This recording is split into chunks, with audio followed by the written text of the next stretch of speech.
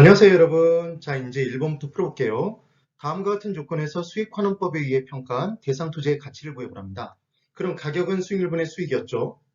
그때 토지의 경우에는 비삼각자산이기 때문에 비읍비읍, 직접법을 사용한다고 했어요. 그래서 순수익을 그냥 환원율로 직접 환원시키면 되는 거였죠. 제일 쉬운 문제였어요. 그래서 직접법은 가격은 수익률분의 수익, 그 식에서 수익가액은 환원율분의 순수익이 생각나시면 됩니다. 이때 순수익은 조, 순, 전, 후 중에 순이었죠. 순영업소득. 그때 이 문제는 고맙게도 순영업소득으로 곱게 주어져 있어요. 그럼 순영업소득을 그냥 자본수익률로 나눠주시면 되는 거예요.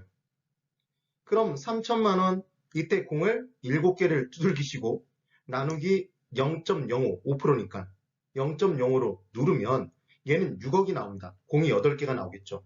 그런데 저는 절대로 이렇게 풀지 않는다고 그랬죠. 이 문제를 풀 때는 그냥 3 나누기 계산기로 3 나누기 5 담백하게 치시는 거예요.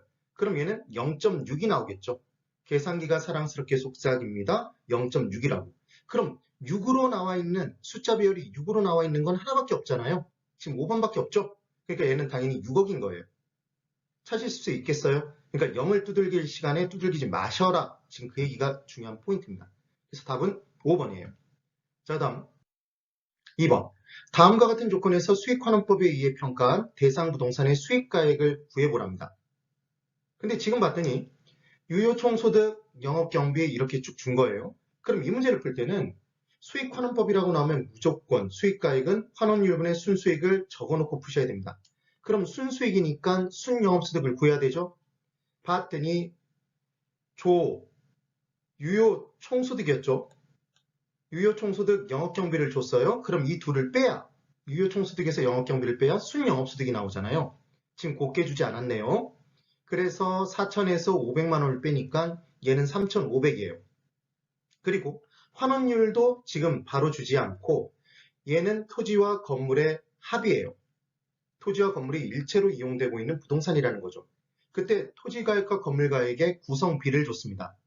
토지가액은 60%, 건물가액은 40%래요. 가중치를 줬죠. 그리고 토지 환원율이 5%예요. 건물 환원율이 10%랍니다. 여러분, 토지 환원율 5%, 건물 환원율이 10%라면 상각률은 얼마죠? 둘의 차이는 상각률 차이잖아요. 그래서 토지 환원율에 상각률 5%가 더해져서 10%가 됐겠죠. 지금 그 얘기인 거예요. 그러면 토지 환원율 5%에 가중치 0.6을 실어주고 60%, 그럼 얘는 3%가 나오죠? 그 다음 건물 환원율 10%에 곱하기 0.4를 합니다. 40%의 가중치. 그럼 실어주면 4%가 될 거예요. 둘을 더해주면 7%가 나왔죠. 그래서 지금 토지 개별 환원율이 5%, 건물 개별 환원율이 10%일 때, 그 구성비가 0.6, 0.4일 때, 60%, 40%일 때 종합 환원율은 7%란 얘기입니다. 그러니까 얘를 7%로 나눠주시면 되겠죠. 그럼 0.07로 나누는 거예요. 그럼 이 문제를 3,500 다 두들겨서 공 두들기고 또 나누기 0.07을 하지 말고 그렇게 해주면 얘가 50000 이렇게 나오겠지만 저는 얘를 어떻게 두들길까요? 35 나누기 7을 한다고요. 그냥. 그럼 얘는 얼마가 나와요? 계산기가 사랑스럽게 속삭이죠. 5라고. 그럼 5로 끝나 있는 건 5만 나와 있는 건 4번밖에 없죠. 답이 4번이 되는 겁니다. 이해되셨어요? 꼭 정리해 주셔야 돼요. 이게 토지 건물 물리적이죠? 물리적 투자결합법이었죠. 3번. 다음과 같은 조건에서 대상 부동산의 수익가액 산정 시 적용할 환원이율을 구해보랍니다. 이번에는 환원이율을 계산해 보래요. 그래놓고 봤더니 순영업소득부터 시작해서 내용들이 주어져 있어요. 순영업소득, 부채서비스액. 그럼 얘를 딱 보는 순간 뭐가 떠오르셔야 되냐면 부채 감당률, 그 다음 대부비율, 그리고 저당 상수가 주어져 있죠. 그럼 부채 감당법에 의한 부채를 감당하지 못하면 개털된다 이렇게 기억했어요. 개텔이란 분이 만들어서 개텔법이었죠. 그럼 우리가 MM으로 기억했던 거 뭐가 기억나세요? 부채를 감당하지 못하면 부대 저수지 찍고 돌아온다? 부대 저수지. 그래서 뭐였죠? 부채 감당률.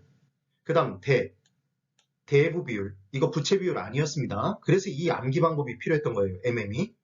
그 다음 곱하기 저수지. 저당 상수지 저당 이자 아니었어요. 그럼 이제 주어져 있는 자료에서 부채 감당률과 대부 비율과 저당 상수를 찾아서 곱해주시면 돼요, 그냥. 근데 이 문제에서는 부채 감당률을 곱게 주지 않았네요.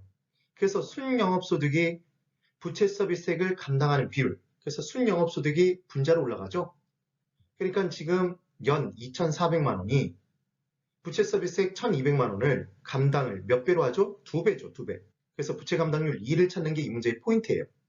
그럼 부채 감당률 2 집어넣고 대부 비율을 찾아주죠? 대부 비율 60%라고 문제에 줬죠, 지금.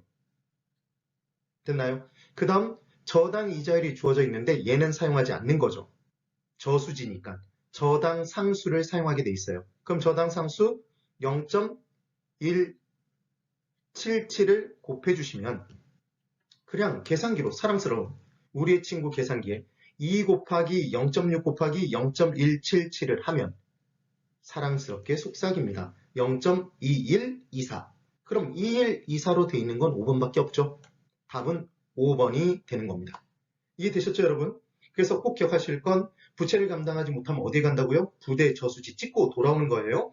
부는 부채 감당률, 대는 대부 비율, 저수지, 저수, 저당 상수지, 저당 이자율이 아니라는 것 반드시 기억해 두세요. 부채 감당률 부분에서 핵심이 되는 건 부채를 감당해내는 것, 순영업소득이 분자라는 걸 반드시 기억해 둡니다.